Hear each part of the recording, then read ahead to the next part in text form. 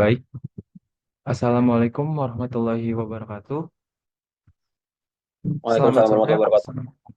Selamat sore semuanya. Selamat sore, Pak Tri. Selamat sore, teman-teman. Perkenalkan, kami dari kelompok 2 ingin mempresentasikan hasil dari kerja kelompok kami yang akan dipresentasikan selama kurang lebih 20 menit. Untuk mempersingkat waktu, langsung saja. Jadi judul dari hasil PBL kami yaitu teknologi digital dalam meningkatkan efisiensi angkutan barang dan angkutan barang perkotaan. Sebelumnya, perkenalkan nama saya Abizar Yanuarta Waluyan dengan NIM akhir 062. Selanjutnya mungkin teman saya boleh memperkenalkan diri. Saya Nur Febriana dengan NIM akhir 016 sebagai pembuat UPT dan merangkum. Saya Saria Frilian Putri Ardiani dengan NIM belakang 050. Perkenalkan, nama saya Ezra Setia Mardika dengan NIM akhir 056. Saya Muhammad Iqbal Kadiri dengan NIM akhir 095. Saya Mario Indrawan dengan NIM akhir 087.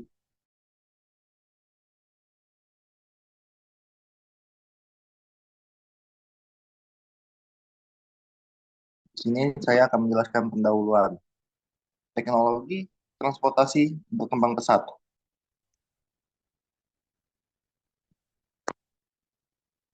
Teknologi dalam transportasi telah mengalami perkembangan yang amat pesat, memberikan dampak yang signifikan terhadap cara kita berpergian, berbisnis, dan menjalani kehidupan sehari-hari. Teknologi transportasi mencakup berbagai inovasi yang memfasilitasi pergerakan orang dan barang dari kendaraan yang lebih efisien hingga sistem navigasi yang canggih dan infrastruktur yang lebih pintar. Teknologi dalam transportasi membawa dampak besar dalam meningkatkan efisiensi, keselamatan, dan kenyamanan perjalanan. Seiring dengan kemajuan teknologi, sistem transportasi kini lebih terhubung, cerdas, dan ramah lingkungan. Oke, selanjutnya akan dijelaskan oleh rekan saya.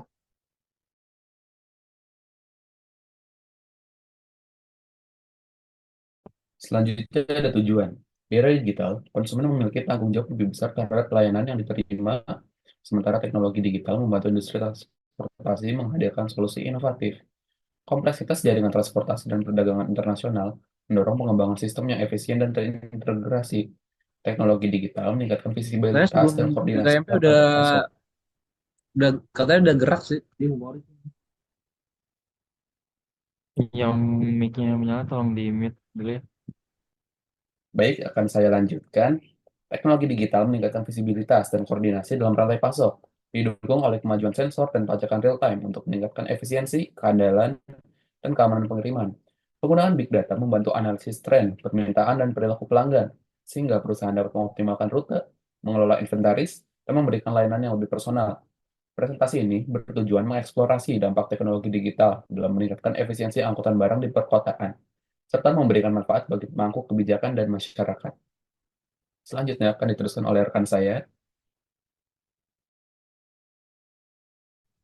Baik, selanjutnya ada metodologi. Jadi, metodologi yang digunakan dalam penelitian ini merupakan studi literatur.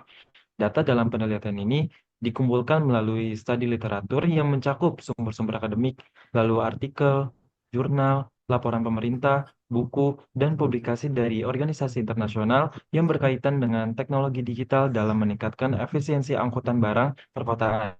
Setidaknya, membandingkan dari 3 hasil artikel, metode ini dilakukan dengan beberapa langkah seperti analisa, banding, simpulan, dan juga studi kasus. Nah, metode metode studi literatur ini digunakan dalam penelitian memberikan kerangka kerja yang sistematis untuk mengumpulkan dan menganalisis informasi teknologi digital dalam meningkatkan efisiensi angkutan barang perkotaan. Melalui pendekatan ini, peneliti dapat mengidentifikasi tantangan utama yang dihadapi serta merumuskan solusi yang potensial berdasarkan temuan yang ada. Dengan demikian, penelitian ini diharapkan dapat memberikan kontribusi yang berarti terhadap pemahaman dan pengembangan teknologi digital dalam bidang logistik perkotaan. Selanjutnya akan dibacakan oleh rekan saya.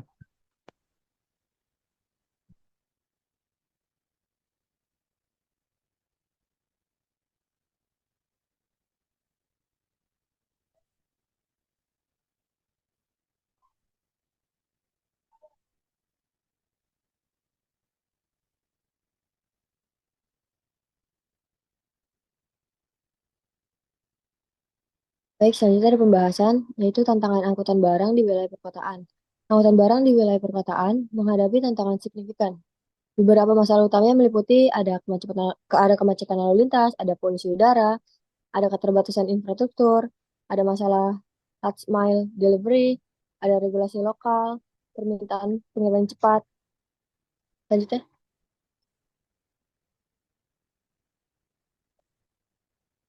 itu ada sistem informasi manajemen transportasi. Yaitu sistem informasi manajemen transportasi itu adalah perangkat lunak yang dirancang untuk membantu organisasi dalam merencanakan, melaksanakan, dan mengoptimalkan operasi transportasi logistik. Internal of Things atau IoT. Dalam logistik perkotaan, merujuk pada penerapan perangkat yang terhubung ke internet untuk mengumpulkan dan berbagi data secara real time.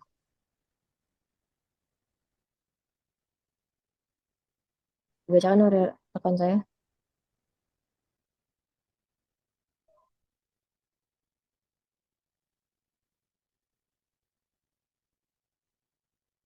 Baik, sistem lainnya adalah AI atau Artificial Intelligence. Jadi dengan otomasi yang dapat dilakukan AI, semua informasi yang tersebar mengenai lokasi gudang, ketersediaan barang, biaya operator, kendaraan, personil, kurir, pelacakan pengiriman, dan lain sebagainya bisa terintegrasi dengan rapi. Manfaat penggunaan AI dalam logistik perkotaan, yang pertama adalah inovasi untuk keunggulan kompetitif yang baru, yang kedua prediksi dan peramalan, dan yang ketiga otomasi proses, serta mengoptimalkan perencanaan logistik. Selanjutnya, ada sistem Big Data. Big Data bisa disebut inti karena data yang diproses dari IoT, AI, dan semua hal pastinya berasal dari Big Data. Dalam logistik perkotaan, data ini dapat digunakan untuk menganalisis pola lalu lintas, permintaan pengiriman, dan prevensi pelanggan. Bisa.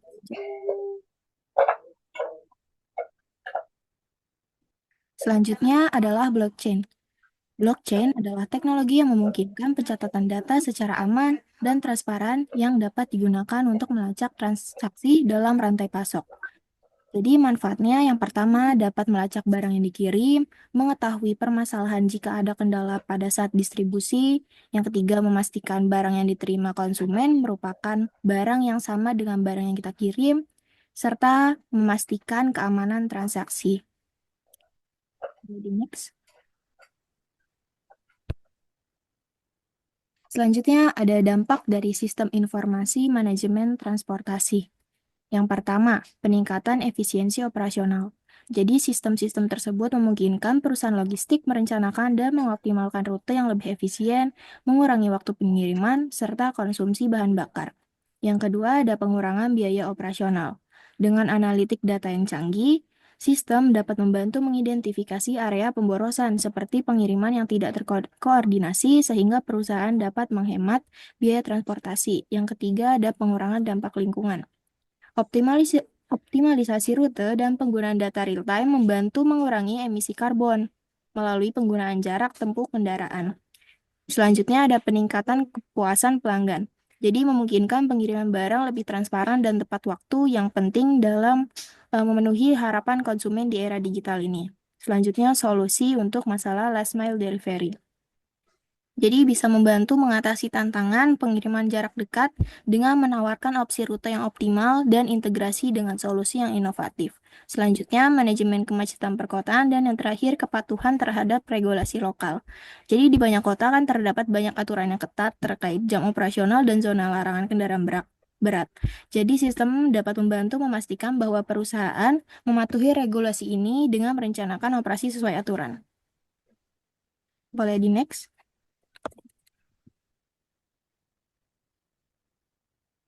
Jadi ada contoh implementasi sistem digital logistik di perkotaan dan ada tantangannya. Yang pertama, penggunaan sistem informasi terintegrasi. Perusahaan logistik di Jakarta telah mengadopsi sistem informasi terintegrasi untuk mendukung manajemen rantai pasokan. Yang kedua, ada pelacakan armada secara real-time yang terdapat di Semarang. Jadi beberapa perusahaan mulai menggunakan teknologi GPS untuk melacak armada secara real-time. Yang ketiga, ada teknologi barcode. Perusahaan logistik di Kota Jakarta telah menggunakan barcode untuk mempercepat proses operasional, mengurangi kesalahan pencatatan data, dan memastikan pengelolaan. Boleh di next. Nah, namun di sisi lain terdapat tantangan dari sistem-sistem tersebut. Yang pertama ada keterbatasan infrastruktur teknologi industri. Banyak perusahaan logistik kecil yang menengah masih menghadapi keterbatasan infrastruktur. Yang kedua ada kurangnya kompetensi SDM. Jadi nggak semua tenaga kerja memiliki keahlian dalam informasi teknologi. Yang ketiga resistensi terhadap perubahan. Beberapa perusahaan yang telah lama beroperasi dengan cara konvensional menunjukkan resistensi terhadap digitalisasi. Selanjutnya ada teknologi integrasi ketimpangan. Jadi beberapa perusahaan masih menggunakan teknologi secara parsial dan tidak terintegrasi dengan baik sehingga dapat menghambat efisiensi. Nah, dari tantangan yang ada, perlu adanya kolaborasi antara pemerintah dan sektor swasta untuk meningkatkan infrastruktur teknologi informasi di daerah yang belum terjangkau seperti memperluas jaringan. Boleh oleh rekan saya. Oke, kesimpulan dari materi ini yaitu teknologi digital seperti IoT, AI, Big Data, Blockchain, dan DMS berperan penting dalam meningkatkan efisiensi angkutan barang perkotaan. Teknologi ini membantu menekan biaya operasional, memperbaiki layanan, serta mengatasi tantangan seperti kemacetan dan polusi, sehingga meningkatkan kepuasan pelanggan. Next.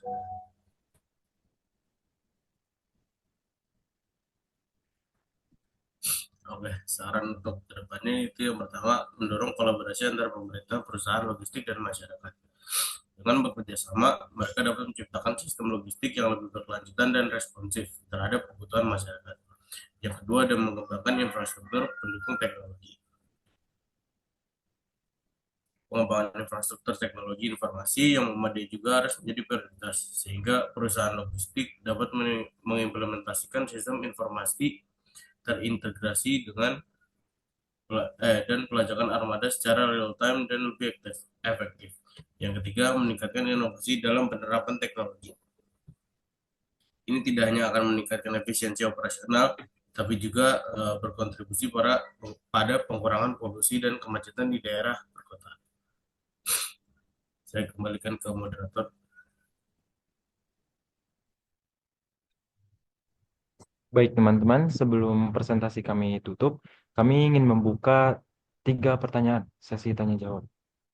Mungkin yang ingin bertanya silakan. Baik, untuk Jevanya Nomi boleh bertanya. Baik, terima kasih untuk kesempatannya. Saya ingin bertanya. Oh ya, sebelumnya perkenalkan nama saya Zevanya Nomi dengan NIM belakang 051. Pertanyaannya adalah sejauh mana blockchain dapat meningkatkan transparansi dan efisiensi dalam rantai pasok logistik perkotaan. Terima kasih. Baik, terima kasih untuk Jevanya Nomi pertanyaannya. Mungkin kami akan tampung dulu. Selanjutnya untuk pertanyaan yang kedua, mungkin ada yang ingin Saya bertanya. bertanya, Bi. Rama, boleh? Sebelum perkenalkan, nama saya Rama Patria dengan NIM akhir 090. Pertanyaan saya, dalam pengiriman tentu kan para penerima barang ingin barangnya cepat waktu atau bahkan lebih cepat sampai gitu ya. Nah, terus pertanyaannya, bagaimana cara mengurangi biaya tanpa mengorbankan kualitas layanan dengan teknologi yang sudah kalian jelaskan? Terima kasih. Baik, terima kasih untuk Sultan Rama pertanyaannya. Selanjutnya pertanyaan yang ketiga yaitu Anissa Lutfiana. Boleh? Oke, di sini aku izin bertanya. Sebelumnya perkenalkan nama saya Anissa Latvina Ramadanti dengan yang belakang 055. Aku mau nanya, mengingat banyaknya teknologi yang dapat diterapkan dalam sistem manajemen transportasi, teknologi apa yang menurut kalian itu paling efektif untuk mengatasi masalah kemacetan lalu lintas di perkotaan? Baik, terima kasih untuk Anissa pertanyaannya.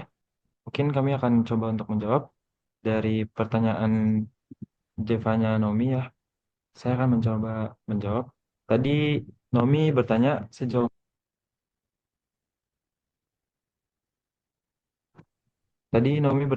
mana blockchain dapat meningkatkan transparansi dan efisiensi dalam rantai pasok logistik perkotaan. Jadi, blockchain itu dapat meningkatkan transparansi dengan menyediakan catatan yang aman dan tidak dapat diubah untuk setiap transaksi dalam rantai pasok. Hal ini memastikan semua pihak memiliki akses ke informasi yang sama secara real time, mengurangi resiko kesalahan dan juga penipuan. Dari sisi efisiensi, blockchain memungkinkan pelacakan barang secara otomatis sehingga memastikan barang yang dikirim itu sesuai dengan spesifikasi dan juga blockchain ini tuh bisa meminimalkan waktu yang diperlukan untuk menyelesaikan transaksi. Jadi proses ini tuh bisa mempercepat proses logistik secara keseluruhan. Begitu, Nomi. Apakah terjawab? Baik, terima Jawab, kasih, terima Nomi. kasih. Oke, baik. Selanjutnya menjawab pertanyaan dari Rama. Pertanyaan itu dalam pengiriman tertentu, para penerima barang kan ingin barangnya cepat ya. Itu gimana sih caranya untuk mengurangi biaya tanpa mengorbankan kualitas layanan dengan teknologi yang sudah kalian jelaskan? Jadi ada beberapa cara, yaitu menggunakan yang pertama menggunakan teknologi dengan sistem yang akurat. Jadi penentuan rute dengan cepat dan efisiensi. Nah, jadi itu kita bisa mengurangi biaya bahan bakar. Yang kedua itu dalam penyimpanan gudang kita bisa menggunakan warehouse management system agar penyortirannya dikerjakan secara otomatis. Tentu saja yang ketiga tuh ada penggunaan micro hubs dan gudang dekat dengan pelanggan. Jadi mempercepat pengiriman barang itu ke wilayah lokal dan mengurangi biaya transportasi jarak jauh. Yang terakhir itu menggunakan kendaraan berbasis listrik untuk pengiriman. Itu untuk menghemat biaya operasional dalam jangka panjang. Seperti itu. Apakah sudah terjawab, Rama? Ya, baik, sudah terjawab. Terima kasih, PP. Baik, di sini saya akan menjawab pertanyaan dari Anissa Lutfiana. Tadi pertanyaan tentang teknologi apa yang paling efektif untuk mengatasi masalah kemacetan lalu lintas di perkotaan. Itu untuk mengatasi masalah macet lalu lintas, teknologi yang paling efektif itu bergantung pada kondisi setiap kota. Tapi salah satu yang paling umum dan sangat potensial untuk mengurangi kemacetan yaitu sistem transportasi pintar atau Intelligent Transportation System atau ITS. ITS ini menggabungkan berbagai teknologi seperti sensor, kamera, dan analisis data untuk mengoptimalkan arus lalu lintas. Fitur-fitur seperti pengaturan sinyal lalu lintas adaptif, sistem informasi lalu lintas yang real time, dan manajemen lalu lintas yang berbasis data dapat membantu mengurangi kemacetan. Apakah sudah terjawab, Anissa? Sudah terjawab, Kak Tili. Terima kasih. Baik, untuk mempersingkat waktu, mungkin itu saja presentasi dari kelompok kami. Kami ucapkan terima kasih untuk Pak Tri dan juga teman-teman. Kurang lebihnya mohon maaf. Wassalamualaikum warahmatullahi wabarakatuh.